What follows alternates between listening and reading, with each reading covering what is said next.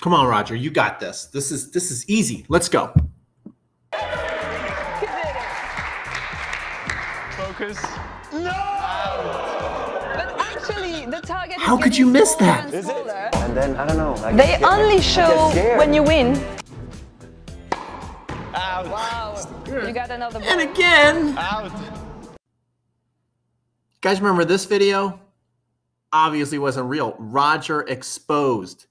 He didn't really knock that can off the guy's head, and I'm a little sad and disappointed. Let's start the show. Hey guys, my name is Peter Freeman, and welcome to the Totally Obsessed Tennis Player Podcast. This is our first episode. We got a really big show, so buckle up because we're going to be going through a lot of different things, from the tennis news to what your favorite players are doing on social media to some tennis tips that you're going to get today, some tips on strategy, some tips on technique. It's going to be really, really good. We're also going to go over some health and fitness. We're going to dive into tennis technology, and we're going to have a minute to win it trivia challenge at the end. So make sure you watch all the way to the end, and let's get started. Okay, so first up in the news is Roger's new shoe, the Roger. And the internet's all abuzz about it. The name of the company is On. I gotta admit, I never heard of On. And they're making a big deal about this. They're saying that these are limited edition shoes and that it's really, really part of something big. Well, it is part of something big. I guess we're not going to be seeing Roger play in Nike shoes anymore. But to be honest, my opinion is that the shoes are kind of boring looking. I kind of like the Nike shoes better. Let me know what you think. I'll always associate Roger with Nike. I think that this new shoe is for a good cause and all that kind of stuff, which is great. But we're just talking about the shoe in general. I think it's boring and bland. All right, let's move on to the next story, which is Novak Djokovic claims he's part of a witch hunt.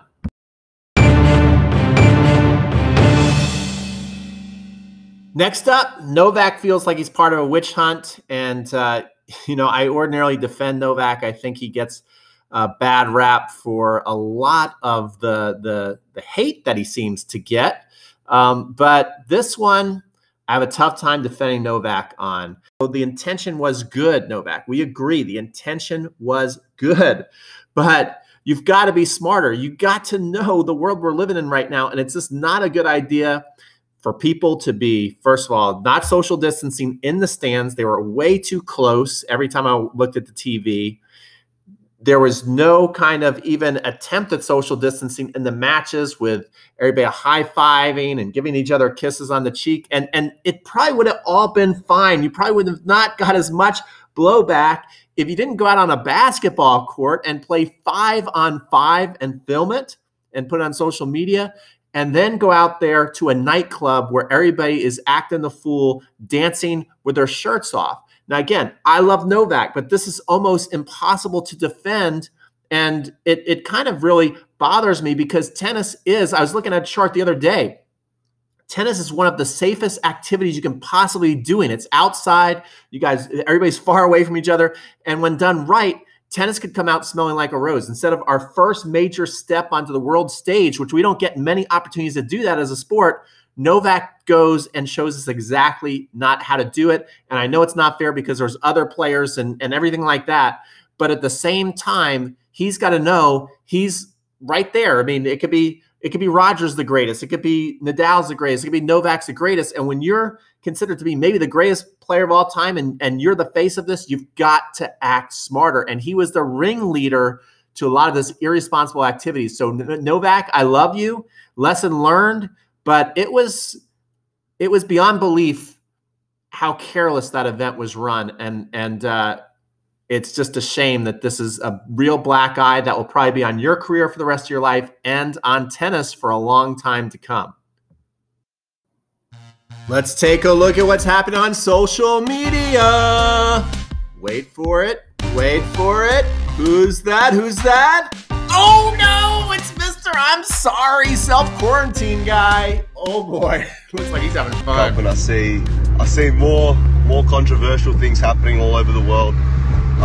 But one that stuck out for me was seeing Sasha Zverev again, man. Again. How selfish can you be? How selfish can you be? I mean, if you have the audacity to put out a tweet that you made your management right on your behalf, saying you're going to self-isolate for 14 days and apologizing to the general public, putting their health at risk, at least have the audacity to stay inside for 14 days. My God. Have your girlfriend with you for 14 days. Jesus, man. Pissing me off. This tennis world's pissing me off, seriously. How selfish can you all get? Now, you know you've done something wrong when you're getting a lecture on how to live your life from Nick Kyrgios. And he's 100% right. It's like, what can you say? What can you say to that? Oh, wait a second. I think Boris Becker's got something to say.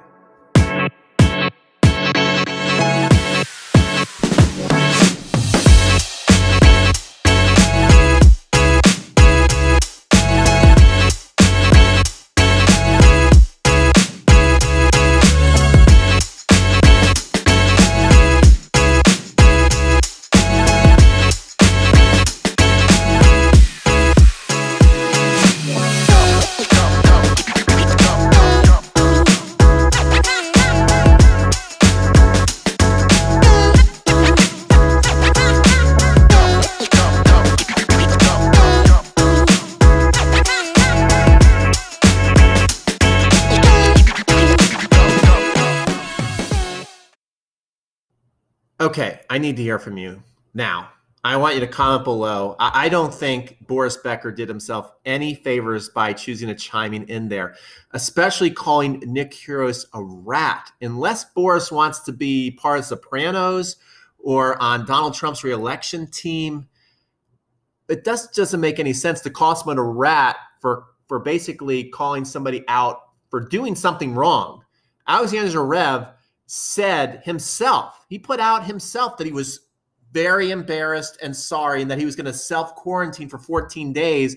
And then there he is partying on, and you know, I mean, social media is you can't do that kind of stuff.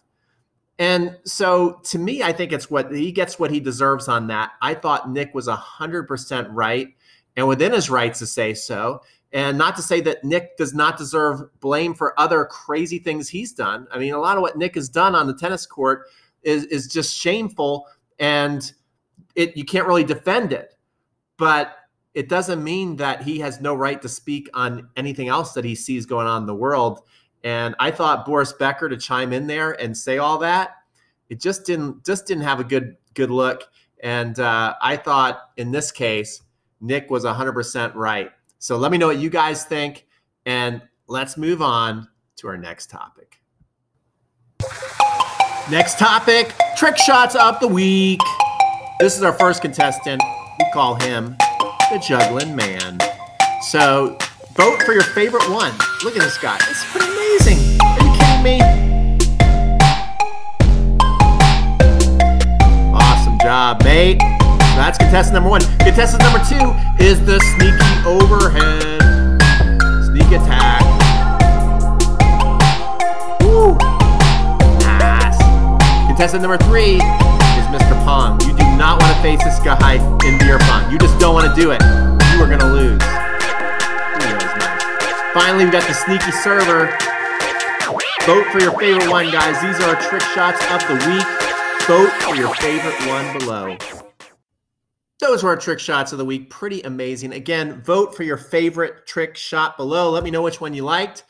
All right, so speaking of tricky, what can be tricky is to get that serve over the net. Have you ever gone out there and had a day where you're hitting one serve after the next in the net and it's driving you nuts? Well, we've all done that. I've done that too. So I have a video lesson on how to stop serving in the net. So if you are a totally obsessed tennis player and you actually play tennis, you're going to love this video. Take a look. And I've got a free course for you at the end of the video.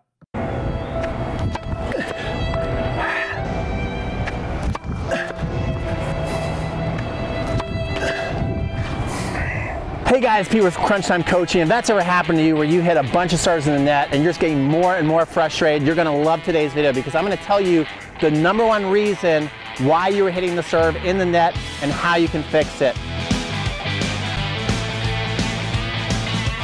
I have been analyzing so many people's serves. Just the other week, I analyzed over 100 serves because my new goal is to be the #1, the best personalized online instructor in the world where I help you actually get better. So besides just watching all the amazing video courses, which you're still gonna get, I'm actually there holding your hand, doing the courses with you, seeing what you're doing right and what you're doing wrong. And so the more people I watch serve, I notice that they turn themselves into coat hangers. Let me explain what I mean by that. When they're serving, basically you see this is the bottom of the coat hanger, straight, and then the top of the head coming through there. It's like you become a triangle when you're serving, and if you're doing that, which so many people do, then you're gonna hit a lot of serves in the net.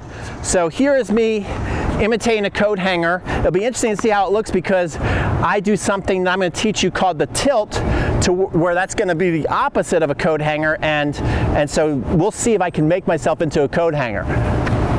See that? And when I do, all those serves are going in the net. So this is what I see a lot of people doing. Really, really hard to get the ball over the net, especially when it's tight in the match and you're nervous. So instead of being a coat hanger, what I need you to do is I need you to make an arrow with your shoulders, and we're gonna point it up to the sky. Now the way we're gonna do that is rather than focus on the shoulders, we're actually gonna push that hip out. So we're gonna go into our leg bend and push the hip out, and you see this is gonna turn us into a tilt. We also wanna make sure and pretend like we are in an Olympic competition and that we're being very critically judged on our offhand or non-dominant hand. I see a lot of people, when they're serving, they throw up the ball, even if they get themselves in a tilt, and as soon as they throw up the ball, then their arm starts to drop and they go and hit, and you're still gonna be hitting that serve in the net. That ball still went in the net, okay? Another thing that people do is they never really straighten out their arm. They have always like a bend in their arm as they're hitting. That's another thing that's gonna drive the ball into the net. All these things are gonna drive the ball into the net. What you actually want to be doing is making sure you're looking up at the sky even after the ball is gone. You know, one of the best tennis tips is watch the ball, but not when you're serving. I want you to watch the ball when you're hitting it, but after that, don't look to see if you made it. That's another thing that's gonna bring the serve down. Okay, so we're gonna watch the sky. After we hit, we're gonna watch the sky. So our goal is to do a couple things right here. We're going to get ourselves into a tilt. You see the tilt right here, right? Keep this arm straight as possible for as long as possible, hit the ball, and watch the sky. If I do those things, the ball's gonna be going over the net, and we're playing some great tennis. So let's see if I can do it. We'll show you some from the side and some from the back view. So I'm gonna get set, get myself in the tilt, and watch the sky. Ball went over the net, hit the fence, first bounce. That's the kind of things that we're liking. Here we go again. Watch this. Now that time, I felt myself turn over too soon. That ball actually went in the net. So again, I got to get myself in a deeper tilt. Really get myself in a deep tilt here. And over the net we go. Let's take a look at some from the back view. Now here we go, guys, some from the back view so you can see the ball going over the net. Again, I'm going to really push myself in a tilt, and I want to watch the sky after the ball is gone.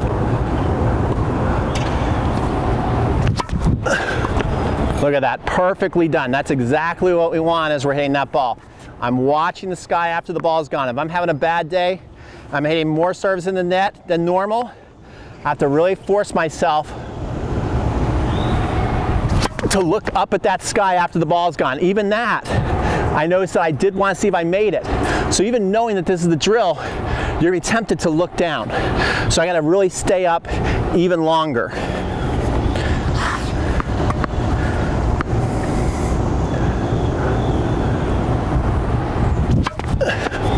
There we go again. We're liking that serve.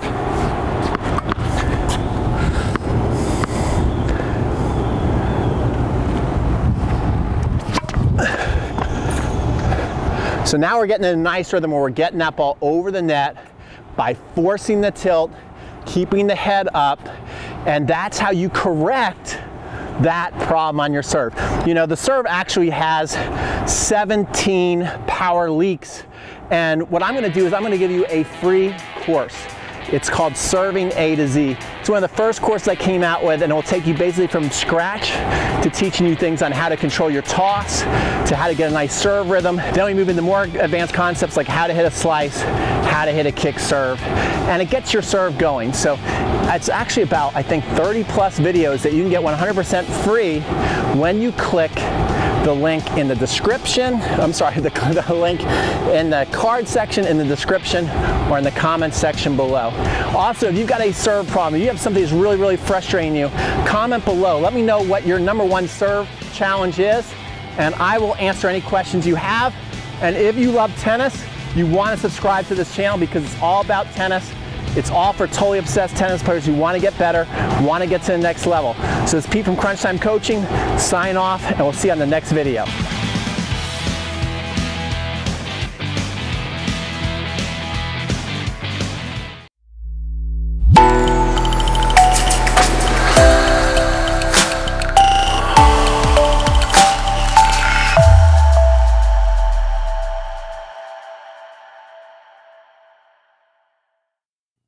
Next up, let's get into tennis technology.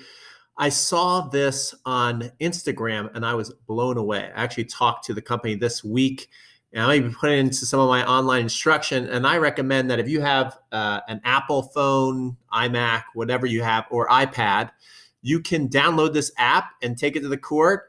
It's free, I think up to, I don't know how many hours, a lot of hours you can basically get for free. This is pretty cool. Take a look at this app. All right, this is the app from Swing Tennis. And as you can see, it's really cool. It shows where the ball is bouncing on the court. It's showing what kind of spins you're hitting. I hear it also can tell you how high you're hitting the ball over the net. So a great tool to really evaluate the quality of your shots as far as your spins, your depths, your consistency. Pretty awesome. So, I mean, if you got an Apple phone, I don't see any reason why you wouldn't download this. I'll be using it on my instructional videos for sure. I see a lot of use for it. Okay, let's end today's show with some tennis trivia. So I'm going to give you 3 questions. Write them in the comment section below. If you get all 3 questions correct, let's see what tomorrow's going to be. It's going to be on the 14th. I'll give you to the 20th to answer questions. If you answer all 3 questions correct, then I will send you a message. I will respond to your comment, and I will hook you up with a free course called Forehand Mastery, a really good course. So let's get into today's trivia questions to end up our first podcast. I hope you had a good time. Okay, let's get serious now. First question. Andre Agassi won his Olympic medal in what year? In what year did Andre Agassi win his first Olympic medal? Question number 2. Who won the U.S. Open on the women's side in 2018? 2018. Comment below. Shh. Question number 3. Who knocked the great Roger Federer out of Wimbledon in 2018? Who I'm still mad at to this day. Anyway, guys, hopefully you get all 3 questions right. Comment below if you do. If you answer before July 20th, and I certainly hope you didn't Google these answers. That defeats the purpose of the trivia. Don't do that. Anyway, either way, if you comment and get the right answers below by July 20th, I will send you a free course, Forehand Mastery. I'll be following up in your comment section, so be looking out. And hopefully you liked our first podcast. Let us know if you liked it. Please like it. Comment, share this with your tennis community if you thought it was entertaining and helpful. And we'll see you soon. I think tomorrow I'll be coming out with another instructional video called the Tornado Spin Serve. So be looking out for that. That'll be coming on Tuesday. I think that's tax day. Oh gosh, not tax day.